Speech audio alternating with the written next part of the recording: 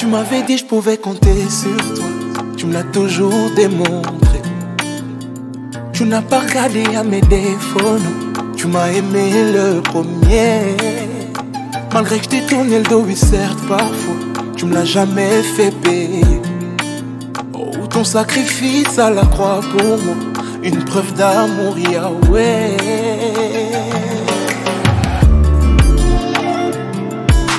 Et en fait, j'ai comme eu à l'époque un désir mais de séduire les hommes, mais de façon exacerbée. C'était incroyable. Et en fait, j'ai pas compris ce qui m'arrivait. À partir du moment où cette porte a été ouverte, le fait de tromper mon ex-mari, et ben en fait, je l'ai trompé une fois, 2 fois, 3 fois. Et en fait, ça a été un cycle infernal. Et il faut savoir qu'à l'époque, j'exerçais un travail qui faisait que toutes les semaines, j'étais en déplacement et je passais ma semaine à l'hôtel. Et j'étais amenée souvent à être dans la même ville toute la semaine. Donc dans cette ville en question, il y avait des personnes que je connaissais, avec lesquelles je sortais. Donc tous les week-ends, j'étais sortie en boîte. Et en fait, bonjour, je m'appelle Ingrid, j'ai 48 ans, j'habite du côté d'Orléans et voici mon témoignage. Alors, j'ai grandi dans une famille qui était complètement athée. Ma mère était même anti-Dieu, il fallait vraiment pas lui parler de Dieu. Et en fait, moi, j'étais en recherche de quelque chose, mais je ne savais pas de quoi. J'étais en recherche d'une vérité, de pourquoi on est là, quel est notre but sur la terre. Et en fait, j'avais vraiment une soif de vérité. Et il n'y avait rien qui arrivait à étancher cette soif. J'essayais de trouver des réponses à gauche et à droite et voilà, il n'y avait pas de réponse à ces questions-là. Et mon enfance, j'ai vécu une enfance assez heureuse. J'étais vraiment, mes parents m'ont comblé d'amour, mais j'avais un père qui était assez dur, dans le sens où ce que je faisais, c'était jamais assez bien, il m'encourageait jamais. Mon père, c'était quelqu'un... Quand je me rappelle de mes parents étant jeunes, j'ai pas de souvenir d'eux ayant des gestes tendres, ayant des mots d'amour l'un pour l'autre. Ils s'engueulaient tout le temps en fait. C'était ça, les rapports entre mes parents. Et en fait, moi, ça a développé en moi une timidité, mais exacerbée, même maladive. Et je me disais, j'osais pas vraiment prendre la parole parce que j'avais peur que mon père m'engueule. Mais ça n'empêchait pas qu'il avait de l'amour pour moi, je savais qu'il m'aimait. Et donc, je le rendais responsable du fait que j'étais timide, j'étais complexée, j'avais pas confiance en moi, et je lui en voulais pour ça. Et du coup, les années passent, et ma mère, qui était anti-Dieu, à un moment donné de sa vie, elle était très, très, très, très mal. Et elle vient à faire cette rencontre avec Dieu. Et au plus ça allait, au plus elle me parlait de Dieu, et au plus je me disais, ça m'interpellait, ça me touchait. Je me disais, mais c'est ça cette vérité que j'ai toujours recherchée. Elle est là, la vérité, c'est ça. Pour moi, ça devenait une évidence. Et ma mère s'est mise à fréquenter une église et un groupe de prière charismatique. Et elle m'emmenait à son groupe de prière. Et il faut savoir qu'entre-temps, mon père a rencontré Dieu. Et mon père, ça l'a complètement transformé. C'est devenu vraiment un autre homme. Les rapports entre mes parents, c'était le jour et la nuit. Eux qui s'engueulaient tout le temps, c'était fini, vraiment. Il y a eu de l'amour entre eux. Mais dans ma relation avec mon père, ça a vraiment changé les choses. Moi qui lui en voulais, en fait, qui le tenais responsable de ma timidité et de comment j'étais, et en fait, petit à petit, j'ai réussi à lui pardonner. Mais ça, en fait, c'est le Seigneur, c'est Dieu qui est venu lui pardonner en moi, parce que c'est un pardon, en fait, qui s'est fait, mais le temps d'une seconde. Et mais ça, c'est venu après, parce qu'il y a un événement qui s'est passé entre-temps. Donc, je vais, pour en revenir à ce que je disais, je vais avec ma mère à son groupe de prière, et puis je voyais vraiment les personnes, mais remplies de ferveur pour Dieu, et je me disais, mais moi aussi, je veux vivre ça. Mais ils ont ce truc en plus que j'ai pas et que je veux avoir. Et puis un jour, j'avais 22 ans et je sortais d'une relation toxique avec une personne perverse narcissique, et j'étais dans un état pitoyable. Et j'étais dans les bras de mon père et je pleurais. Et j'étais vraiment plus mal et je pleurais. Et à cet instant-là, quand j'étais dans les bras de mon père terrestre, c'est là que j'ai rencontré mon Père céleste. Et ça a été quelque chose, mais d'incroyable. J'ai même pas de mots pour expliquer ce qui s'est passé à ce moment-là. Parce que c'est quelque chose, c'est une expérience surnaturelle. J'ai rencontré Dieu à ce moment-là, le temps d'une seconde. J'ai été remplie d'un amour et que je enfin, qu'on peut connaître avec personne d'autre qu'avec Dieu. Et c'était une évidence que c'était Dieu. C'était impossible autrement. C'était comme si le temps s'arrêtait et vraiment j'étais remplie d'un amour, et puis d'une paix que j'avais jamais expérimentée auparavant. À cette seconde, ma vie a pris un virage à 180 degrés. C'est-à-dire que moi qui étais stressée, angoissée, j'avais pas confiance en moi, voilà, j'étais nerveuse, j'étais pas dans la paix, j'étais instantanément délivrée de tout ça à cette seconde à partir du moment où j'ai rencontré Dieu. Et ça fait 26 ans de ça que je l'ai rencontré. Et ça fait 26 ans que je ne sais plus ce que c'est que le stress, ni les angoisses, ni la peur, ni la crainte. Vraiment. Et de mes propres forces, c'était impossible que j'ai balayé tous ces sentiments en une seconde. Non, c'était vraiment, je sentais vraiment la puissance de Dieu agir en moi. Et à partir de ce moment-là, j'ai vraiment ressenti une paix perpétuelle et une joie perpétuelle qui ne m'ont jamais quittée. Et du coup, voilà, je chemine avec Dieu et c'est vrai que le Seigneur m'a vraiment fait, il a vraiment œuvré en moi des choses que j'étais incapable de faire moi-même. Et là, c'est vraiment à ce moment-là que j'ai vraiment senti sa puissance agir en moi. Parce que du coup, il a complètement changé le regard que je me portais sur moi-même. C'est-à-dire que moi j'étais persuadée que j'étais la tare de la famille, j'étais persuadée que j'étais bête. Et en fait, il a vraiment transformé, il m'a vraiment fait prendre conscience que c'était des mensonges en fait auxquels je croyais, et il m'a fait prendre conscience de ma valeur et du coup moi qui étais timide, etc. Il a complètement changé ça, et en fait ce qui était ma timidité est devenu une force parce que je suis devenue le contraire de ça. Donc il m'a appris à avoir confiance en moi. Et en fait, ça a été vraiment mon meilleur anti-stress, mon meilleur antidépresseur, mon meilleur psy, mon meilleur médecin de l'âme et du corps, mon meilleur remède contre tout ce qui essaye de te bouffer la vie. Mais vraiment, hein, ça a été incroyable. Et les années passent et je me marie donc à l'âge de 32 ans. Oui, c'est ça. À l'âge de 32 ans, je me marie, donc ça se passait bien. Et un jour, avec mon ex-mari, donc on discute comme ça et on parle de l'infidélité dans le couple. Et mon ex-mari me dit mais en fait, ça peut arriver que dans un couple, l'homme ou la femme vient à tromper son partenaire.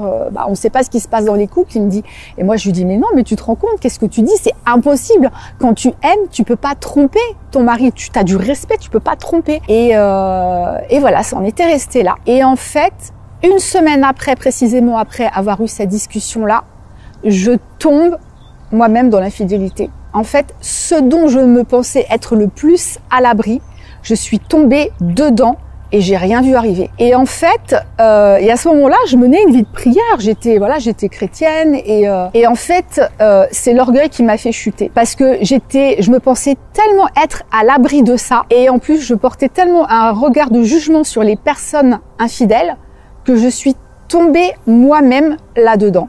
Et alors là, j'ai pris une de ces claques. Et en fait, sur le coup, donc, je trompe mon ex-mari. Et je me sens tellement coupable que le soir même du jour où c'est arrivé, je lui dis. Et mon ex-mari me dit, mais promets-moi que tu ne reverras pas cet homme. Et je lui dis, non, je ne peux pas te le promettre. Et là, en fait, ça avait ouvert une porte, en fait.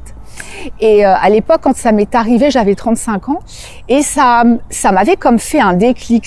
Je m'étais dit, mais tiens, qu'est-ce que tu as fait de ta jeunesse?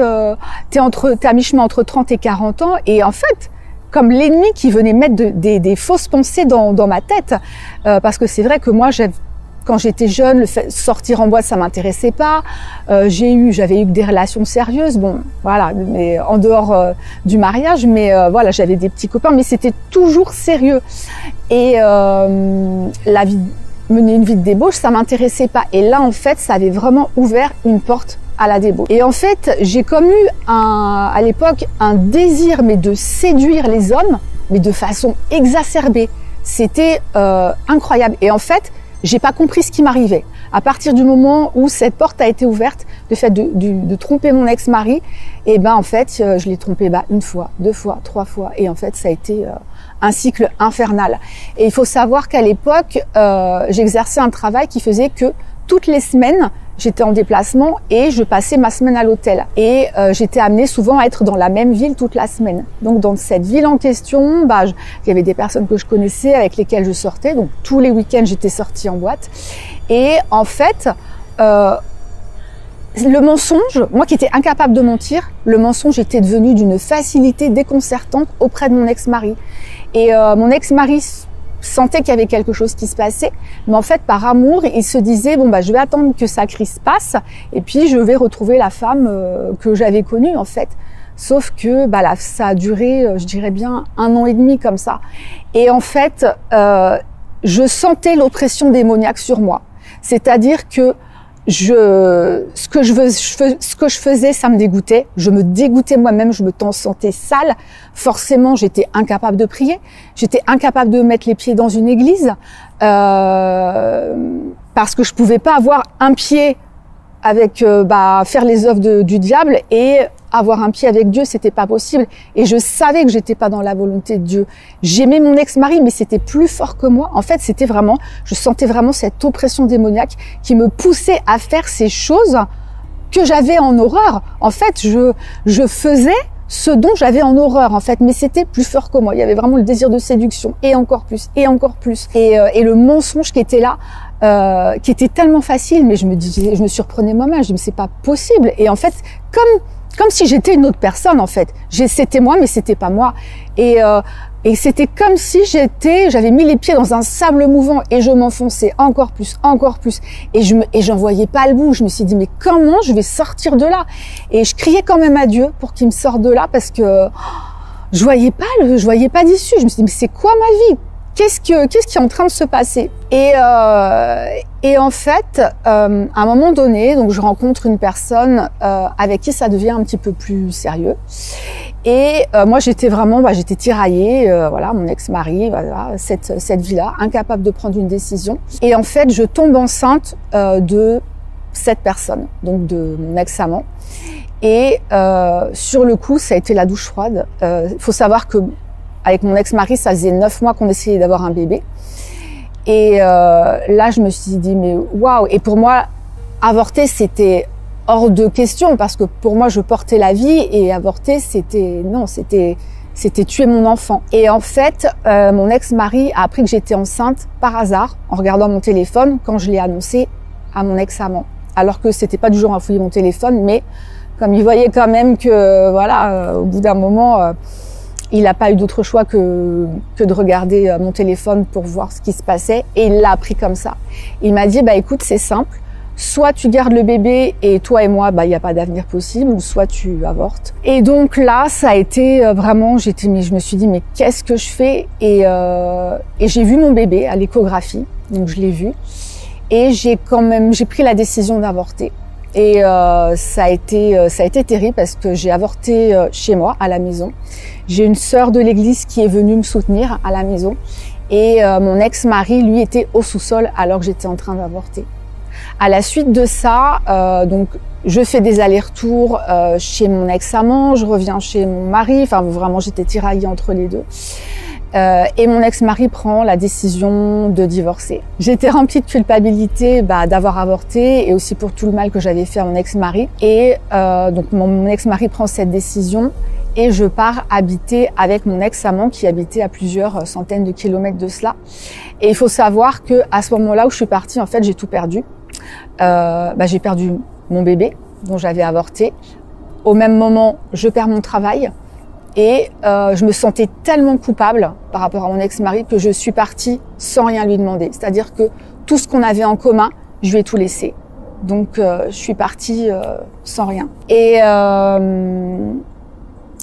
en fait, je me suis engouffrée dans une relation qui a duré à peu près 2 ans. Donc je me suis engouffrée dans une relation tout en sachant que j'y étais pas à ma place et que c'était pas la volonté du Seigneur pour moi.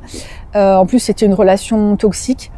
Et c'est vrai que pendant toutes ces années, il y avait vraiment cette culpabilité qui me suivait en me disant mais qu'est-ce que t'as fait de ta vie?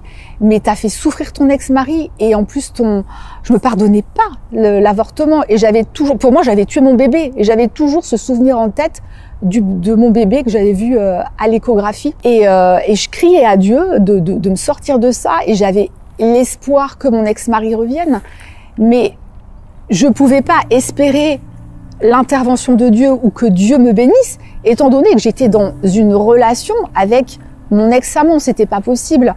Et quelque part, j'osais pas partir. Enfin, disons que j'avais peur de partir parce que j'avais peur de la réaction de mon ex-amant. Et un jour, alors qu'il n'était pas là, je me suis dit, c'est le moment, je pars. Et là, en fait, j'ai fait mes affaires et je suis partie sans rien dire. Et je suis retournée chez mes parents qui habitaient bien à 500 km de ça, alors que j'avais le début de la quarantaine, quelque chose comme 41 ans. Et en fait, je savais, et le Seigneur m'avait mis dans le cœur, avant que je parte, que il fallait, pour que le Seigneur agisse, qu'il fallait que je quitte cette vie, en fait. Il fallait que je lui fasse un pas de foi et que je fasse confiance au Seigneur pour qu'il me parle et pour que j'arrive à entendre ce qu'il voulait pour moi. Et pour ça, il fallait pas que je reste dans cette relation-là, parce que cette relation, c'était pas sa volonté. Et du coup, je reviens chez mes parents et là, j'ai dit, OK, Seigneur, je te remets tout, je m'abandonne complètement à toi. Et là, je m'attends complètement à toi, je te remets ma vie. Fais-en ce que tu voudras, je suis à ton écoute et je te fais confiance. Et en fait, quand je suis revenue, je me suis vraiment sentie comme le fils prodigue, en fait. Le fils prodigue qui est parti, en fait, qui a dilapidé tout son argent, qui est tombé tellement bas et qui est revenu à son père. Et en fait, son père, au lieu de le juger, au lieu de le condamner, il l'a accueilli à bras grands ouverts et il lui a accordé son pardon. En fait, moi, j'ai eu vraiment ce même sentiment avec Dieu. À partir du moment où je suis revenue chez mes parents, en fait, mon Père Céleste était là pour m'accueillir et sans me juger. Et en fait, à partir du moment où je suis revenue chez mes parents, c'est à partir de ce moment-là où j'ai vraiment pu faire la paix avec mon passé. C'est-à-dire que je me suis pardonnée à moi-même d'avoir avorté. Je me suis pardonnée à moi-même d'avoir fait le mal que j'ai fait à mon ex-mari. Je savais que Dieu m'avait pardonné, mais moi, j'arrivais pas à me pardonner. Et dès que je suis revenue chez mes parents, j'ai réussi à me pardonner ça. J'ai réussi à tourner la page avec mon ex-mari. C'était passé et en fait, j'étais en paix totale avec mon passé. Ça a été incroyable. Et là, j'ai vraiment senti la puissance de Dieu agir en moi. Parce que de mes propres forces, c'était impossible. Et en fait, je me suis complètement abandonnée à Dieu. Et là, je lui ai dit, mais fais de ma vie ce que tu veux, parle-moi, éclaire-moi, et je suis à ton écoute et je te fais confiance. Et alors là, j'ai vécu une relation avec Dieu, mais comme jamais. Passer des heures dans sa présence, dans le silence, en prière. Je lisais ma Bible et il m'a parlé, mais il arrêtait pas de me parler. J'ouvrais ma Bible, vraiment, ça correspondait aux questions que je lui posais. Il me parlait dans mes rêves, il me parlait même dans la nature, il m'a parlé à propos de la personne qui allait être mon mari, avec lequel je me suis mariée donc cet été au mois de juillet. Et en fait, j'ai vraiment eu cette parole où il est dit dans la Bible de reconstruire sur d'anciennes ruines, en fait. Et c'est ce qui s'est complètement passé. Et j'avais eu aussi cette autre parole sur laquelle j'étais tombée: celui qui sème dans les larmes moissonnera avec des chants d'allégresse. Et c'est ce qui s'est passé. Et là, en fait, le Seigneur a ouvert des portes, mais c'était au-delà de ce que je pouvais espérer et imaginer. Et vraiment, ma vie s'est reconstruite de façon incroyable, mais incroyable. Donc, j'ai rencontré mon futur mari, donc avec lequel je me suis mariée. J'ai pu acheter ma maison, pareil, la maison que j'occupe depuis maintenant bientôt 5 ans. J'ai pu l'acheter en plein confinement. Enfin, tout s'est fait de façon mais incroyable. Et le Seigneur a été vraiment merveilleux. Et en fait, un jour, j'avais entendu cette parole qui disait « Ta honte d'aujourd'hui sera ton témoignage de demain ». Et en fait, moi, par rapport à tout ce que le Seigneur a fait, c'est vrai que ce que j'ai fait dans mon passé, j'en ai vraiment eu honte par le passé, parce que on m'a jugée, j'ai vraiment une réputation pas possible dans la ville dans laquelle je sortais. Et en plus, j'étais d'autant plus jugée que j'étais chrétienne. Les gens comprenaient pas, ils me disaient, mais t'es chrétienne, comment ça a pu t'arriver? Bah, c'est pas parce que t'es chrétien que le diable il va pas chercher à t'attaquer. Et moi, en fait, c'est comme je disais, c'était l'orgueil qui m'avait fait chuter. Et en fait, il est même dit dans la Bible, veillez car votre adversaire, le diable, rôde comme un lion rugissant, cherchant qui il dévorera. Et en fait, c'est ça. Et cette histoire, ça m'a tellement rempli d'humilité par rapport aux personnes que je jugeais et que je condamnais. C'est-à-dire que moi qui jugeais les infidèles, moi qui jugeais ces couples-là, ou même les gens qui menaient une vie de débauche, ça m'a tellement rempli de compassion par rapport à ces personnes-là, parce que je me suis dit, bah, on ne sait pas par quoi ces personnes traversent. Qui suis-je pour les juger? Et j'ai vraiment eu à cœur de témoigner de tout ce que le Seigneur a fait pour moi, parce qu'en fait, c'est ce qu'il a fait, c'est surnaturel. C'est vraiment, il m'a arraché à l'enfer, parce que si je l'avais pas eu dans ma vie, mais j'en serais où aujourd'hui? Je serais allée où dans cette débauche? Je sais pas.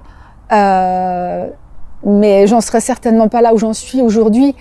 Et aussi, ce que je voudrais rajouter, c'est que je voudrais aussi témoigner pour les personnes qui soit passent parce que j'ai vécu, ou qui soit sont passées parce que j'ai vécu et qui portent un jugement sur elles, ou qui se sentent condamnées ou jugées par d'autres personnes. Je voudrais vous dire que, en fait, ce que vous avez fait dans votre passé, ou même si vous êtes dans le péché aujourd'hui, ça ne détermine pas la personne que vous êtes, ou au fond de vous-même, ou qui vous serez demain. Et ce qui compte, c'est pas ce que les gens pensent ou disent de vous, c'est ce que Dieu pense et dit de vous. Parce qu'en fait, Dieu, il a pour chacun de nous de merveilleux projets de paix et non de malheur, afin de nous donner un avenir et une espérance. Et peu importe, je voudrais dire à quelqu'un que peu importe ce que tu as fait, peu importe ton passé, on n'est jamais assez sale pour Dieu. Peu importe en fait la mouise dans laquelle tu es, Dieu, il peut vraiment t'arracher à n'importe quel enfer et vraiment sortir de tout mal un bien. Moi, vraiment, cette mouise dans laquelle j'étais, vraiment, où je me sentais sale, où je me sentais vraiment comme une merde, hein, il n'y avait pas d'autre mot. Hein. Vraiment, je me sentais... et ben en fait, Dieu a vraiment renversé cette situation et aujourd'hui, j'ai pas honte de mon passé, j'ai pas honte de dire, bah voilà ce que j'ai fait et voilà ce que le Seigneur a fait dans ma vie, voilà ce que ça a changé en moi et voilà en fait ce que j'ai envie de dire aujourd'hui. J'ai envie de dire, voilà ce que le Seigneur est capable de faire dans une vie et j'ai pas honte de mon passé parce que je sais que mon témoignage et ce qui est aussi ce pourquoi j'ai à cœur de témoigner, c'est parce que ça va impacter des personnes et ça peut donner des déclics dans la tête d'une personne en disant bah tiens effectivement ce que l'on dit de moi c'est pas mon identité, ce que je vis en ce moment bah c'est pas voilà c'est pas je suis pas condamnée à cette vie là, il y a une vie merveilleuse qui t'attend donc pour ça faut vraiment faire confiance en Dieu et Dieu fait vraiment toutes choses belles en son temps. Et en fait par rapport au péché d'adultère, je sais que à l'époque, quand je trompais mon ex-mari, j'arrivais pas à m'arrêter. Et je demandais pardon à Dieu, mais j'arrivais pas à m'arrêter en fait. Et il y avait une sœur de l'église qui me disait, mais en fait, il faut vraiment que tu fasses une repentance en fait. Et une repentance, tu fais vraiment, c'est faire un virage à 180 degrés. Et c'est prendre une direction complètement opposée. Et c'est aussi, la repentance aussi, c'est le fait de te dire que ton péché, tu vas tellement avoir un dégoût pour ce péché-là qui va même plus t'attirer. Et j'y arrivais pas en fait. Moi, j'y arrivais pas. Je demandais au pardon, mais j'arrivais pas à... Alors si, mon péché me dégoûtait, mais j'arrivais pas à m'arrêter en fait. Et à partir du moment où je suis tellement tombée bas, et en fait, j'ai tellement été écœurée de moi-même, de ce que je faisais et de ce péché-là, que ouais, la repentance est venue. Et en fait, j'en ai tellement été écœurée que c'est comme si tu avais été malade avec un aliment, que après, même le fait que rien de sentir son odeur, mais ça dégoûte et tu dis mais plus jamais, tellement ça t'a rendu malade. Et en fait, c'est ça. Et aujourd'hui, c'est vraiment ce que ça a suscité en moi. Voilà, c'était mon témoignage et je vous remercie de m'avoir écouté.